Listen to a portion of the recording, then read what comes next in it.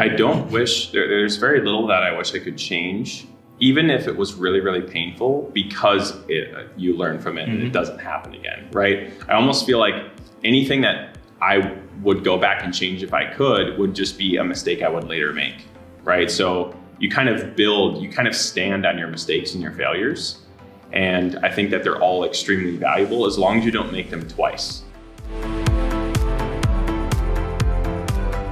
What's going on, everyone? This is Simon Lerner. Welcome to the NetCon Show. This is the second episode, and we're coming at you live from the High Status Summit by Jason Capital. I have one of my good friends here, Brett Knutson, and he is a networking king. He has built relationships with multiple millionaires and billionaires, entrepreneurs, people like Steve Wozniak. He's probably going to go into details about that. He is also an owner and founder of a digital marketing agency called Monopolize, and he has built a social network called Hive. So, Brett, thanks so much for coming on the show. Thanks for having me, man. Yeah, so for those who don't know who it is that you are, could you tell us a little bit more about your background, your upbringing, and how it is that you kind of ended up where you are right now?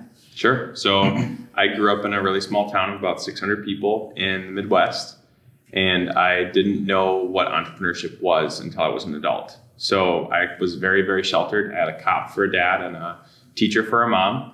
And I think that they maybe knew that I was kind of a black sheep and that I was different. And they didn't want me to do anything other than, the path that they knew of success, which was to go to college and graduate and work my way up. And I kind of always felt like I didn't belong, and I knew a lot about what I didn't want to do, but I never knew what I did want to do because I had such limited options available to me.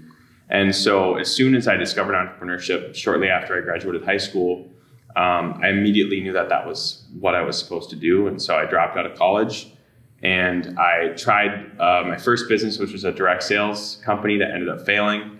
And then, immediately started questioning, maybe I'm not supposed to be an entrepreneur.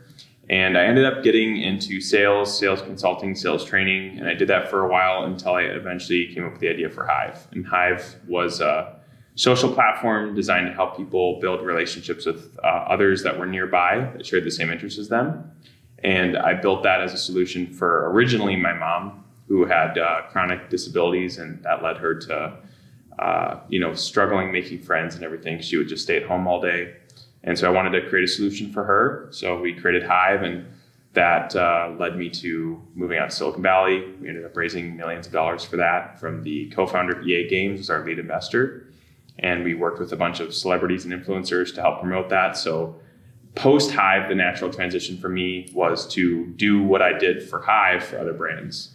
And so I started Monopolize, and now we run influencer marketing campaigns. Actually, very interesting. For the people who might be in a similar situation that you once were, where they feel like, hey, I'm not around the right people, I don't know anyone, I'm in a small town, or I'm in a different country, I'm not in the United States. What is a few tips that you could give them to kind of expand, and get around the right people? And because, it's really about who it is that you know and who you know, because if you're not around the right people, you can't get your business funded. People can't do, marketing for you, create content for you if you don't know the right people and can, put the puzzle pieces together. So, yep. So you need to have proximity. Mm-hmm. The thing is people think that proximity means that they have to be physically there, right? So like if you want proximity to people in the entertainment space, you think that you would need to be physically in LA. And obviously that's ideal, right? But a way that you can get proximity without having to physically be there, say you're still in high school or you live in a different country and you don't have the means to be able to do that, is you can start a podcast, right? And there's a lot of different opportunities where you can interview people or you can talk to people virtually, and you can build those relations virtually, and you can have proximity in that way. And so that's the miracle of technology. Is it used to be that if you weren't somewhere with proximity to those people, you pretty much had slim to no chance of ever being able to network and build relationships with those type of people. And now you can. So yeah. Speaking of podcasts, since we're doing one right now in person, say you weren't able to record a podcast in person, you can use software like Zoom or Skype and actually interview people over the phone. So say someone is in Australia and you want to interview Brett Knutson, you can literally, reach out to him online and get an interview scheduled through a call. So you don't really have to be in person in a physical location. Now, Brett, follow-up question. When it comes to, meeting individuals who are, doing something with their life, whether they have a business or, they already have a company or they have a lot of money, a lot of fame. How is it that you get them to get sort of interested in you? Because, high tier individuals, they have hundreds, if not thousands of people hitting their DMs every single day. They have, people coming up, can I take a picture of you? Can I take an, autograph? And most of the time the answer is like, no. And you can't really reach those people. So what have you done to separate from, the majority of the people who get the no, and how do you get the yeses from a lot of those, individuals?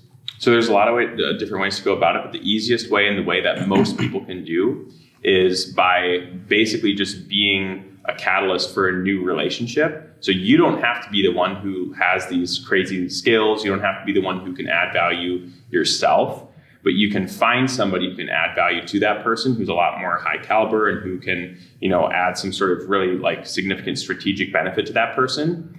But the key is you want to make sure that there's some sort of mutual exchange of value, because if you're just making an introduction of somebody who can add value to this person, but this person knowing this other person doesn't really have any benefit to the person who's adding the value, then there's no real reason for that person to take the time out of their day to meet that person or help that person. So you want to try and brainstorm who, and it doesn't need to be people you know already, but who are two people that don't know each other, that if they knew each other, they could mutually benefit each other. Mm-hmm. And if you can facilitate that introduction, then that makes you a person of value.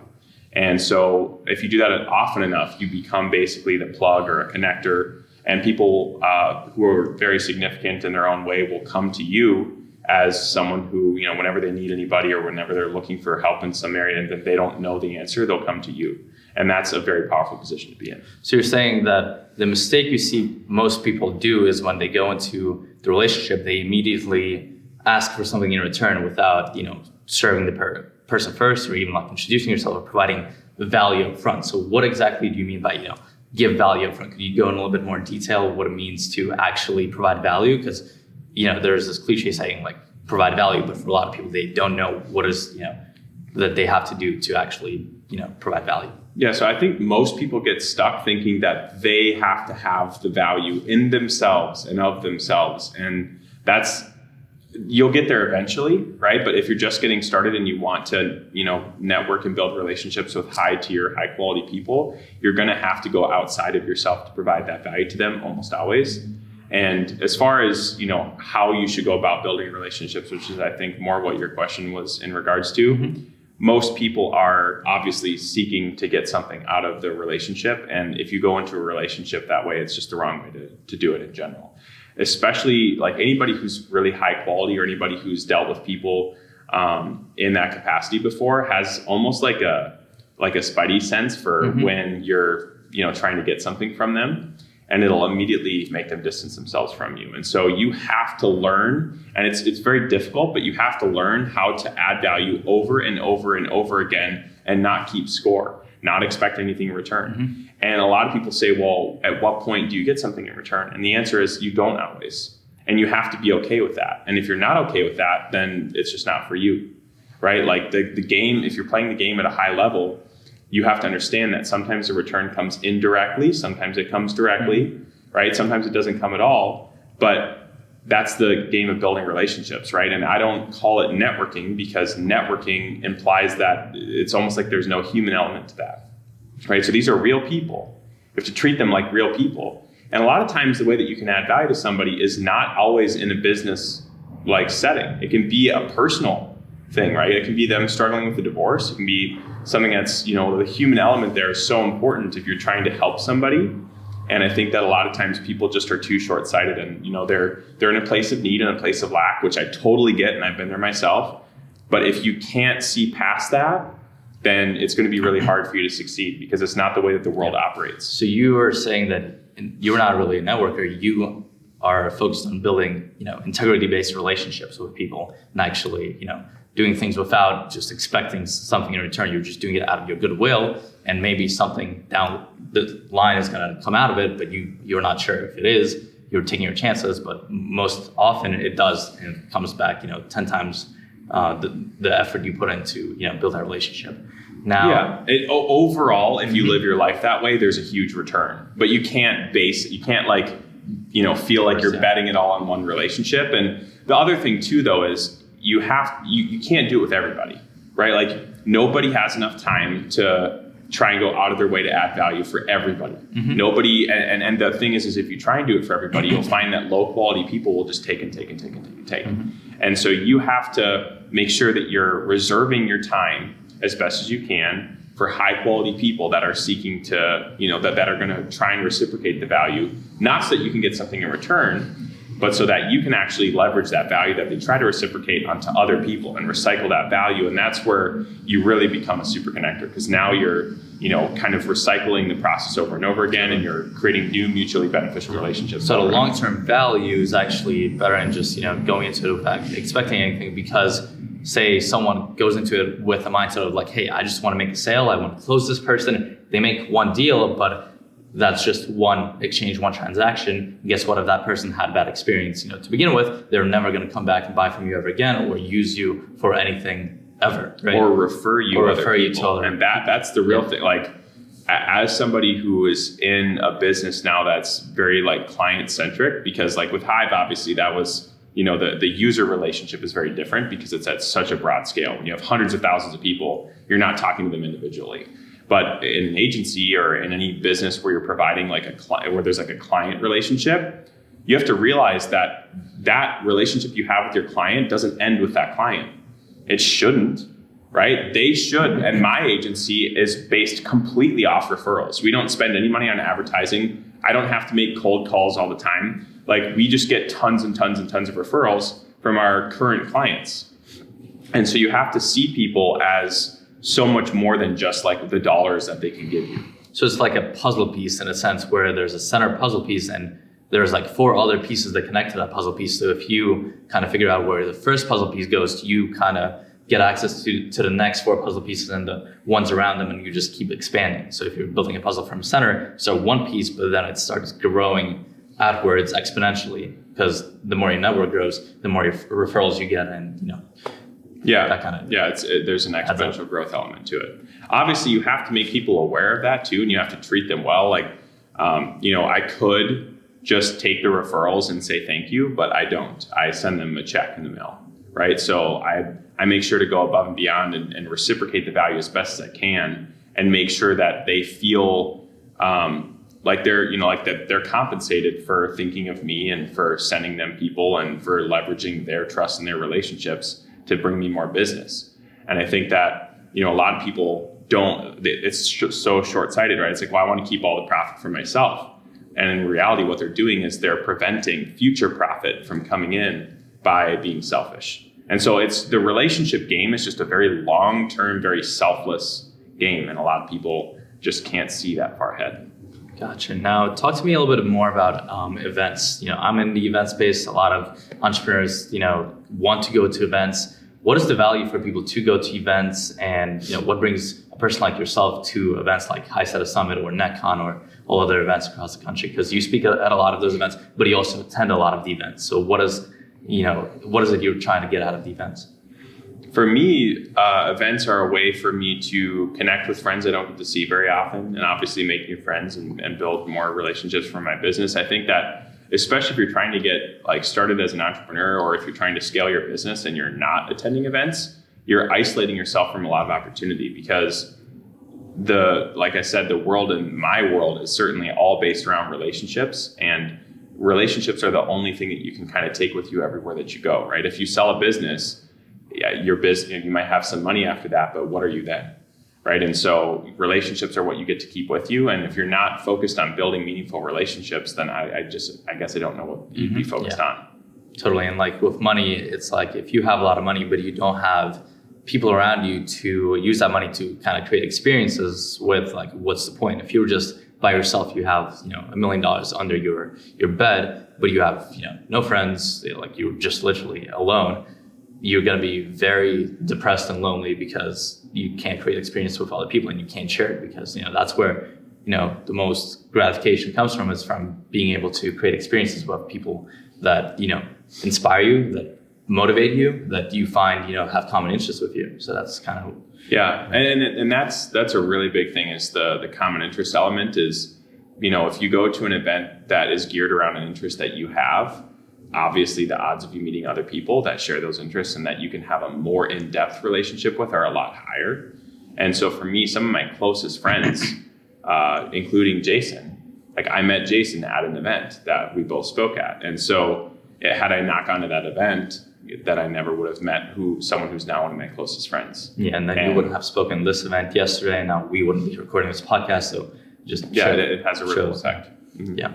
Now, talk to me a little bit more, about relationships in terms of when people want to build relationships. Should they be seeking to build more relationships with people who have skills that are similar to theirs or skills that are completely different from theirs? So let's say if I'm into e-commerce, should I be focusing most of my time on building relationships with people who are also, into Amazon, Shopify, e-commerce, or should I be networking with people who have, let's say, different skill sets? Let's say a videographer, content creator, filmmaker, you know what I'm trying to say, like a real estate agent. Yeah. So I think as far as your friends are concerned, you would want to have friends that are in your same industry, because then you can talk to them about your challenges and you can kind of go through life together and you can help each other.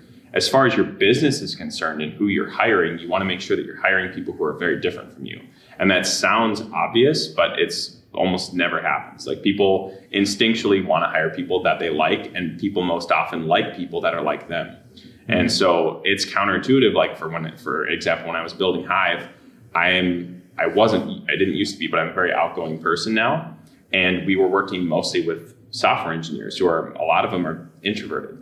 Right. And so you might be talking to someone or interviewing someone and they're super awkward and they interview terribly, but they might be a brilliant engineer. And so you have to look past that, which might be super, against what you feel inside, but that they can bring something meaningful to the team. So as far as like when you're building a company, you want to make sure that the people that you're surrounding yourself with in the company have strengths that you don't have. Ideally, strengths in areas where you're weak. And that way everybody can focus on making their strengths superhuman and not worrying about making their weaknesses average. But as far as who you surround yourself with, as far as friends are concerned, I prefer to surround myself with people who are either where I am or a step ahead of me, and we can kind of all help each other.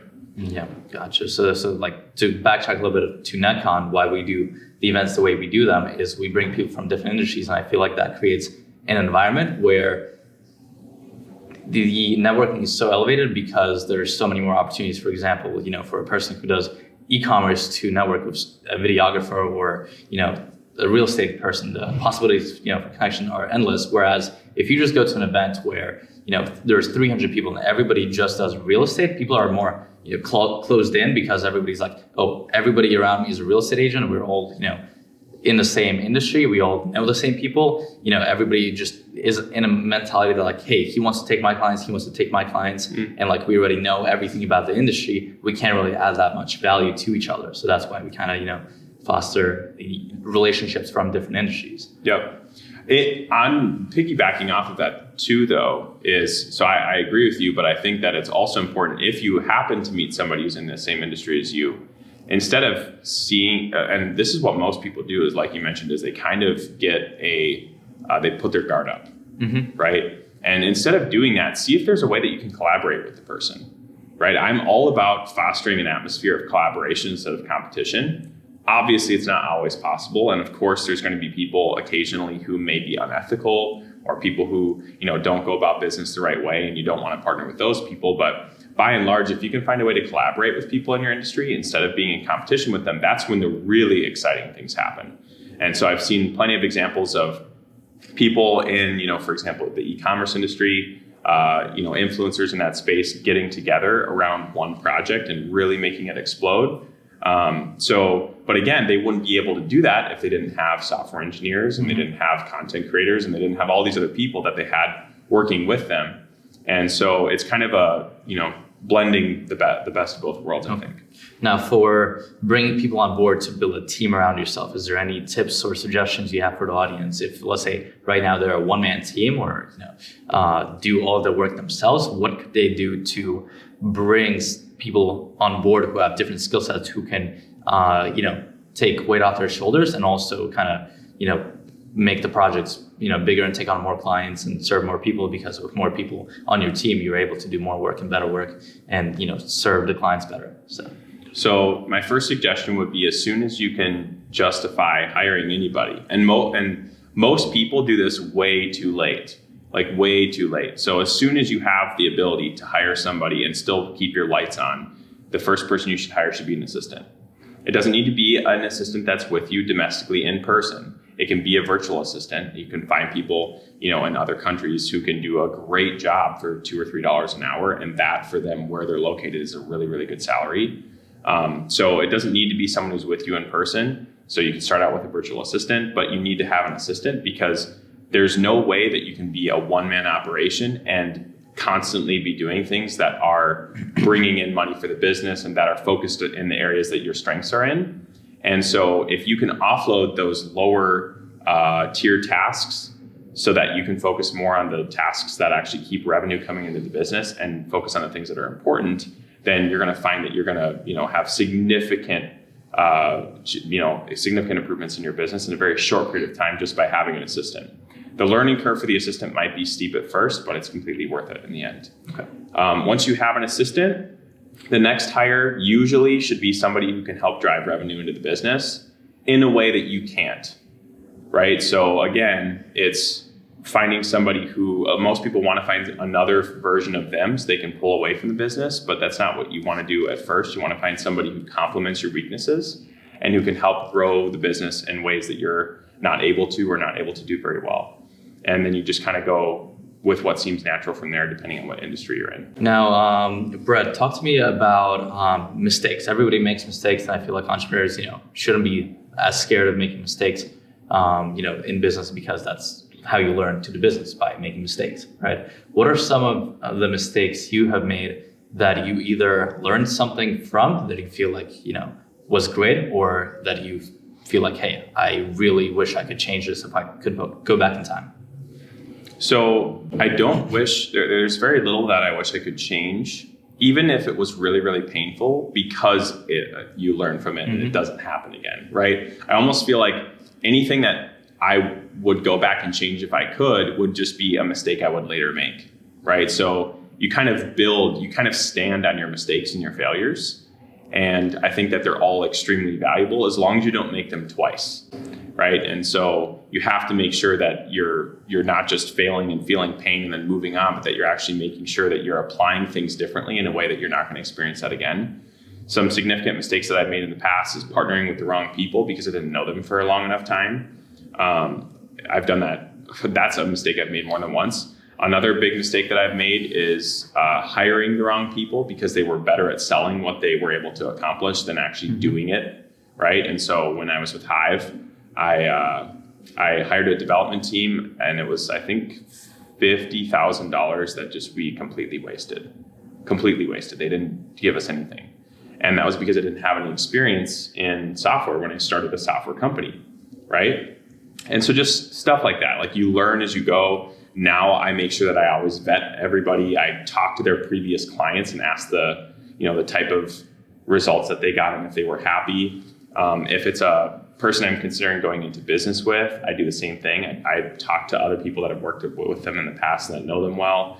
And I also don't jump into bed with them right away. Like I make sure that I get to really know the person, and I make sure that that I could see a business relationship working out long term. And there's parameters there. So like, for example, instead of just giving somebody half of the company after meeting them within a few weeks, say we want to get started and we don't want to wait a whole year to get to know each other and make sure that we're a good fit, that's fine.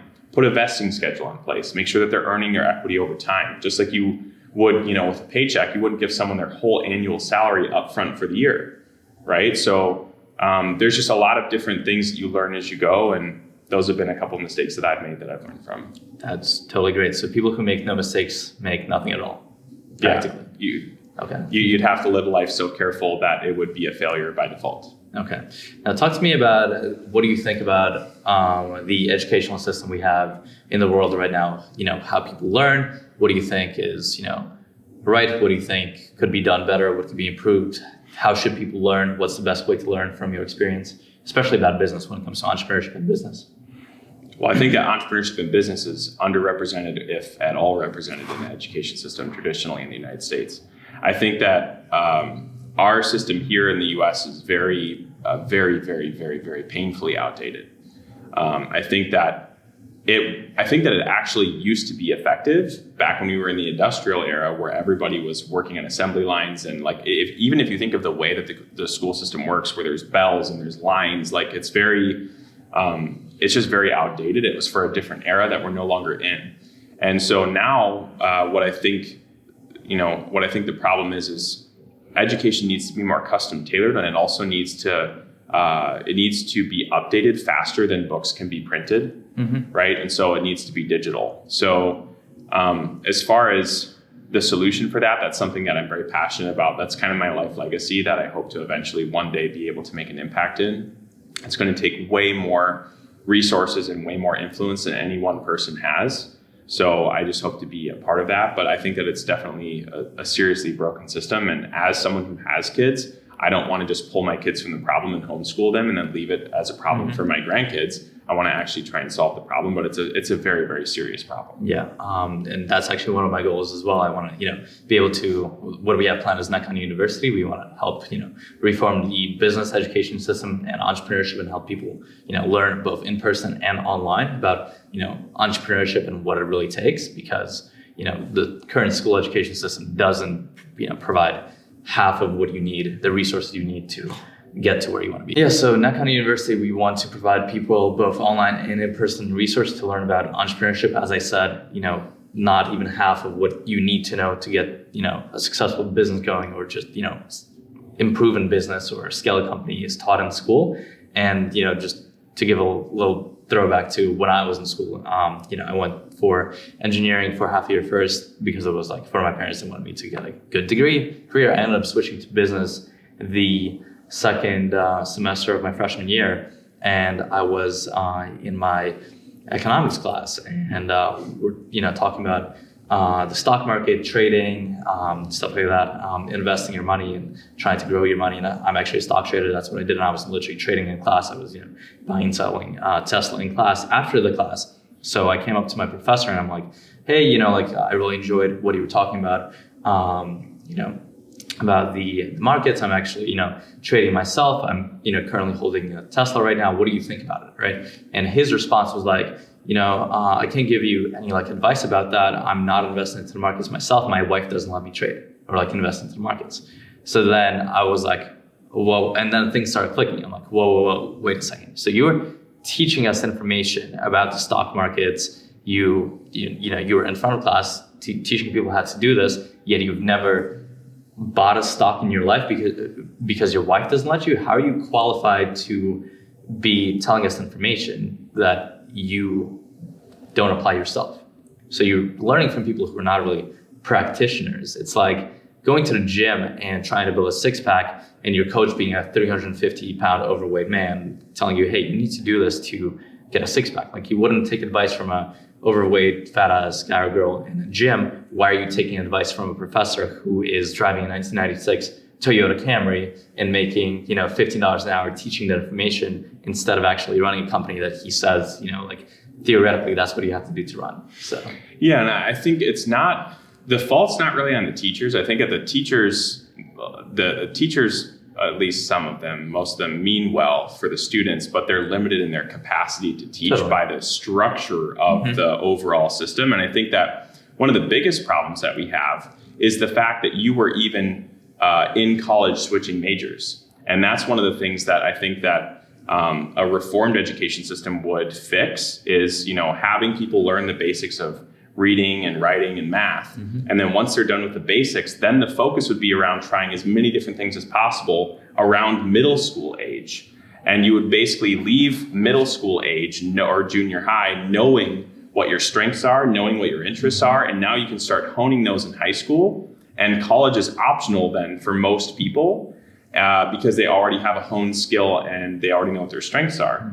And they would already know if they wanted to be an entrepreneur, and if they wanted to go into an industry or a trade that doesn't require a 4-year degree.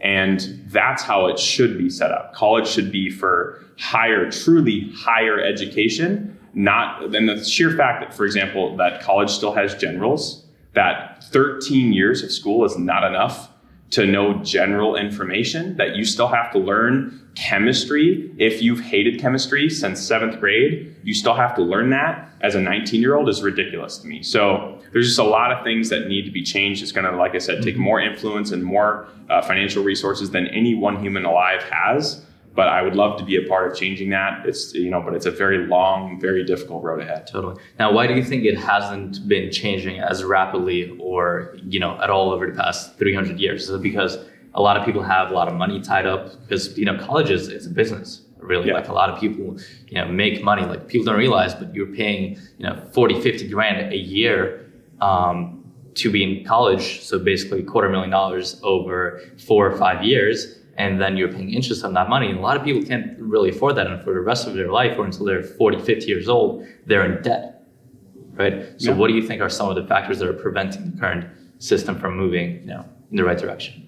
I think that's one piece of it. But I also think that it's just, the government is obviously heavily involved. And to some degree, it needs to be, and to some degree, it doesn't. And so it's just I think it's going to get to the point where there's enough pain, right? There's not enough pain yet. It'll get to the point where there's enough pain that people are willing and open to try other alternatives, right? And so I think that you'll see an emergence of alternative education. And especially once, the alternative options can start being accredited, if that even matters to people at that point anymore, if there's some other alternative accreditation to validate the legitimacy of the education they're receiving, I think eventually people will basically start homeschooling their kids, but as far as the state is concerned, but instead of having them homeschooled, they'll have them in another institution that's just not ran by the state, right? And so it's going to take a lot of pain. It's going to take a lot of time because it's a very significant change. And there's a lot of, trial and error and testing that's going on, and people don't want to stick their kids in a test tube experiment. So, unfortunately for my kids, that's exactly what they are. They're going to be a part of the test tube experiment. And, we're working with them and trying to figure out what their strengths are and praising them on their strengths and their curiosities and not worrying so much about their weaknesses unless it's in a critical area for, like baseline human society, like societal function. But that's where I think we're heading. Yeah. Now, talk to me, one interesting point that he pointed out, was specialization, especially in the education system, and how you think that it should be starting out at a younger age. Like by middle school, you should kind of have a feel and understanding of like, hey, here's the things I'm interested in. Here's what I like. Here's what I want to pursue. Instead of, as you said, taking chemistry and not giving a fuck about it when you're 19.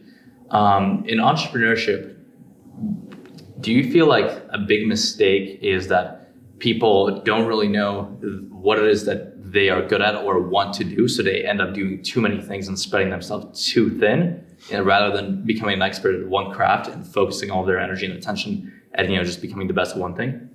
I think what it is that they aren't given the freedom to experiment when they're younger and when less is on the line. Like you should be able, instead of trying to figure out what the heck you want to be in your early 20s, you should be figuring that out when you're a lot younger. And that way, what it does is even if you end up changing your mind as you mature, it'll be a change of mind in line with what your strengths are, instead of just a random like happenstance throw it at a wall and see what sticks. And I feel like that's the biggest problem is people don't know what they're good at because they haven't tried enough things, right? They haven't, and so it's just it needs to be almost like a categorical shift away from testing on these different categories that may or may not even be relevant for a lot of people, and making a lot of very smart people feel very stupid because they either aren't inherently good, naturally skilled, or interested in a certain category, and start just giving people the opportunity, once they have a baseline level of information in math and writing and reading, to be able to just experiment a ton and go and, go do like some hands-on work and different things that they find interesting. Totally. I feel that is just great. And I feel like we've touched up on some important topics about education now. I want to shift a little bit from that and get to know you as a person a little bit more. Could you tell me more about, I know you have kids, you have a family, like talk to me about like your family, like how do you expect to, raise your kids? What are some of the values you want to instill in your kids? And like, just talk to me briefly about, your family. So I'm married. I have 4 kids, 2 boys and 2 girls. And the youngest was just born a couple months ago. And for me, I just want my kids to have the economic freedom to be able to experiment, right? And find what they're passionate about, but also what they're good at. I think that the problem with, the way that we kind of have 2 extremes that I think are both wrong. One is pursue what you're passionate about, right? And the other is, you have try to make as much money as possible type of thing. Well, one is pursue what you're passionate about, and the other is, do this route that everybody else is doing because everyone else is doing it, which is the college route. And the problem with pursue what you're passionate about is, you see, like, for example, on like American Idol and shows like that, there are people who are passionate about singing and they're tone deaf. You have an inherent inability to sing. And so it doesn't matter if you're passionate about it, you cannot be a professional singer. It's just not in the cards for you, right? And so there's a really critical middle ground, which is what brings value to the marketplace that's in line with what you're skilled at inherently, and also hopefully in line with what you're either passionate about or what you're curious about, because curiosity can take you a long way too, right? So if you're just curious about learning more about something, that can become a passion.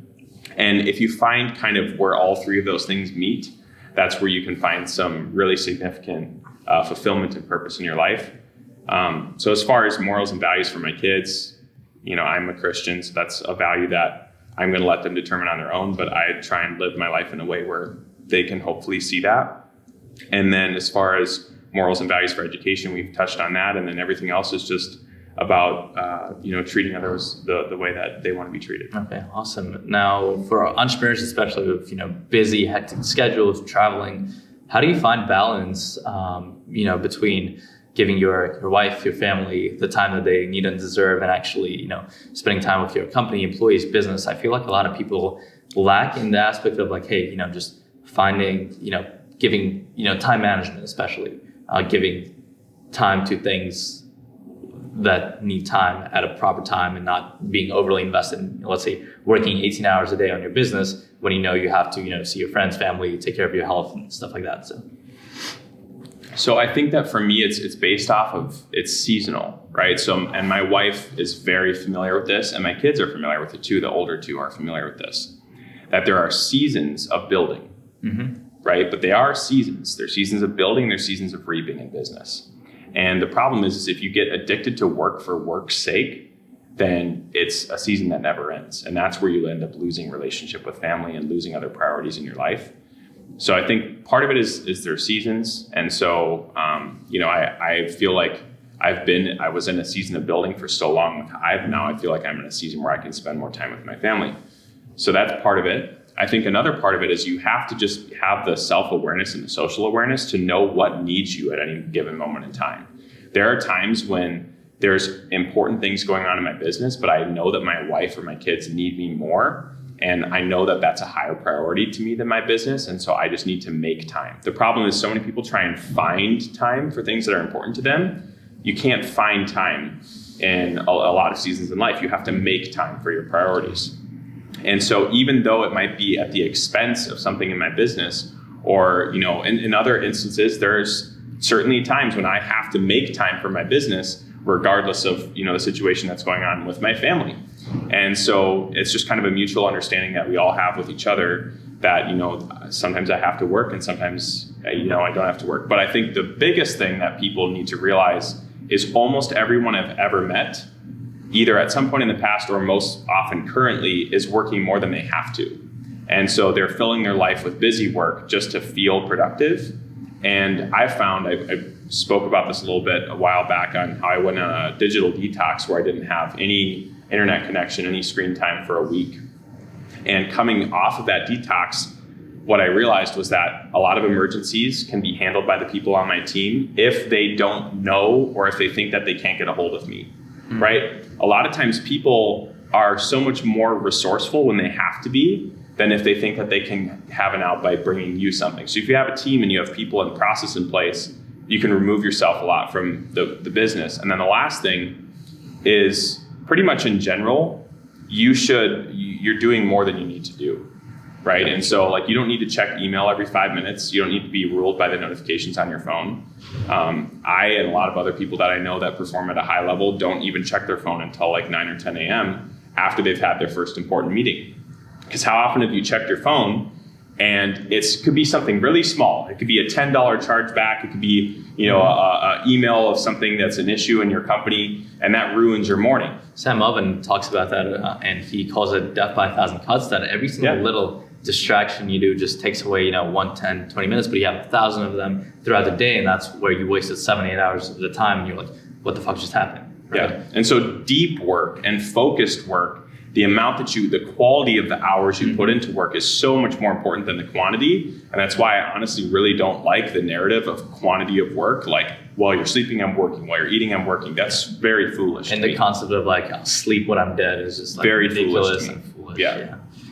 So it's basically what you're saying is that it's a passive aggressive approach where sometime you need to push the throttle down and dominate, and some other times you need to take a step back, and it's not always just go, go, go. You need to take breaks and be very self-aware. Well, but it's also, it's about knowing, like, so you had talked about the throttle, just go, go, go. Mm-hmm. I think a big part of just the mentality of that needs to be around, you have to be willing to do whatever it takes, but that doesn't mean that you have to prove it to people by working 18 hours a day. Does that make sense? Like in order to be successful as an entrepreneur, you need to be willing to work 18 hours. But you don't necessarily have to. You need to be willing to, right? And so like the willingness and the why and the drive and the ambition needs to be there, because it's really, really hard.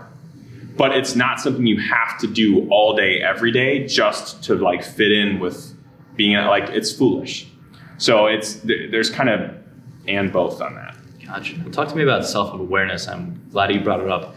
How can someone, be more self-aware, and what is it you do to kind of bring more awareness to your day-to-day life, basically? So one of my favorite books, it's called Emotional Intelligence, and there's Emotional Intelligence 2.0, which I highly recommend that everybody read. Talks about a lot about self-awareness and social awareness, and ironically, the only way to become more self-aware is to try to be more self-aware. Now, the benefit of becoming more self-aware or trying to be more self-aware is that, if you look at emotional intelligence versus intellectual, IQ and your intelligence quotient versus like emotional intelligence, whatever IQ you have or however book smart you are is however smart you are. You are born that way.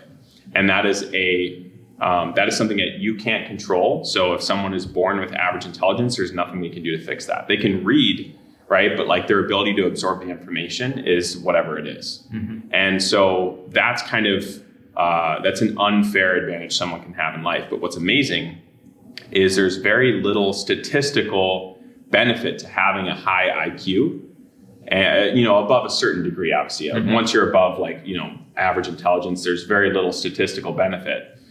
But there's a very, very, very significant benefit to having a high EQ. Yeah. And what's amazing about EQ is it's something that's completely in your control, and you can 100% change and increase that.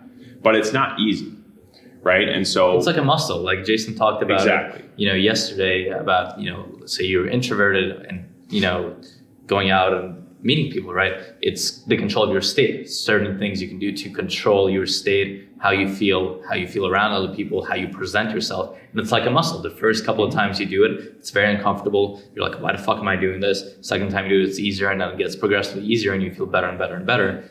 But, that's what it takes to get there. It's like a muscle, You go to the gym, if you're able to bench press 500 pounds, it's going to be very easy for you to bench press 100 pounds. But to get to that 500 pounds, you need to, build up for quite some time. Yeah. And so essentially, if you look at somebody who is trying to become more self-aware, things that they're doing is they're modeling others, right? So they're paying attention to other people that they want to become more like, and they're watching them from a distance and paying attention to how their behavior, what their behavior is, how it affects the people around them.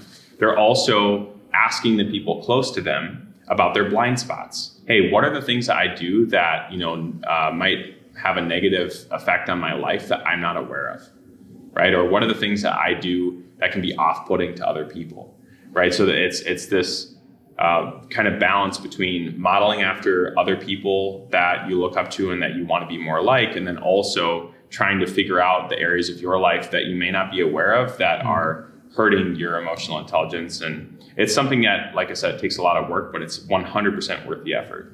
So basically, asking for feedback from friends and family is very important to, being also like more aware about, yourself, maybe some habits you do that you don't realize because you've been doing them for such a long time that it just became second nature, right? Yeah. Okay. Now, before we wrap it up, just one last question. Talk to me, you mentioned briefly, willingness to do something and willingness to do the work. Now, you were willing to, I'm assuming as an entrepreneur, make certain sacrifices, and you talked about it briefly yesterday on stage about how you shared the room with 25 other people on the floor. Could you tell me a little bit more about that story and the sacrifices you've made, along the way to get to where you are right now?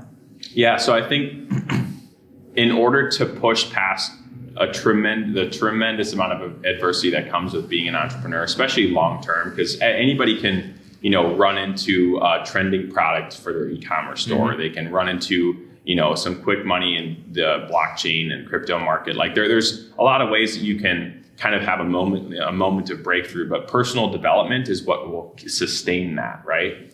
And so the best way to move through that amount of adversity long term is to have a really, really, really compelling and strong why, or a reason for being that exceeds you and exceeds money. And most people don't have that. And so what they do is they'll try being an entrepreneur because they see all the cool stuff on social media, and it's kind of a trend right now. And it'll all of a sudden, it's a lot harder than they thought it would be. And it's a lot harder than social media portrays it to be. And so then they either think they're not cut out for it, or they just end up, settling for something less because there's easier ways to make money. Like being an entrepreneur is very hard, and it requires constant trial and error. So you need a why that is so much bigger than you and bigger than money. And so for me, my first why, which was the why for Hive, was my mom, right? So I needed to help my lonely mom who sat at home all day by herself because she didn't have a license because of her disability. I wanted to help her make friends, and I was willing to go through hell or high water to do that. And there were so many times when I wanted to give up, and if it was just me, right? If it was just something I was doing for me, I would have. And so knowing that it was for my mom, and even now, right? And now your why compounds over time. So now my why is not just my mom, it's my wife and kids, it's the education system and like future generations. So you have to have a why that's so much bigger than you because it's hard. So to end off, I guess, it's a great way to end. You need to be purpose-driven instead of being materialistically driven to, become a high performer and Absolutely. And really get to the next level. But I think it was a great interview. Brett Knutson, thank you so much for coming on the show. To end off, can you tell our listeners where they can find you, where they can connect with you, get some of your content, maybe, just interact and get some more value from you, because I think you're just, great at what it is that you do, and you can provide our community so much more.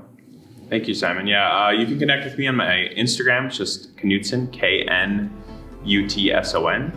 And I also recently started a YouTube channel. It's just under my name, Brett Knutson. Awesome. Thank you so much. Thank you for having me.